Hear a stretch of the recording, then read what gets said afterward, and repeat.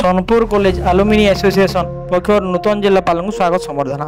Sonpur college आलुमिनी association पक्षर आज संध्या 5टा बेले नूतन भाव योगदान कर जिलापाल नूरपराज साहू को कार्यालय ठारे स्वागत संबर्धना दि जाइछि।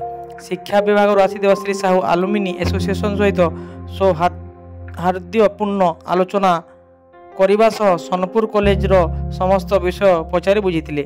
एही अवसर में सदस्य माने कॉलेज रे पीजी पाठ्यक्रम खोलिबा निवेदन करिथिबा बेले कॉलेज बाड़ भांगी जो असामाजिक व्यक्ति अनधिकार प्रवेश गाई कॉलेज भीतर को प्रवेश करुवा विषय जणाइथिले एवं कॉलेज को नागर पुनर्स्वीकृति में पदक्षेप नेबा सह सर्वपुरातन सोनपुर कॉलेज को सरकारी मान्यता पदक्षेप नेबापी अनुरोध करा जायथिला। एही साक्षात समय आलुमिनी एसोसिएशन सभापति डॉक्टर प्रफुल्ल कुमार रथ, उपसभापति गतिकृष्ण मिश्र, संपादक भारत भूषण दास, कोषाध्यक्ष विश्वरंजन पुजारी, संयोजक सुदाम मिश्र, अर्थ विभाग निशांत महांती, कार्यकारी सदस्य प्लावन महापात्र सह media cell member Rajkishore Tripathy प्रमुख आलोचना रे भाग लेथिले।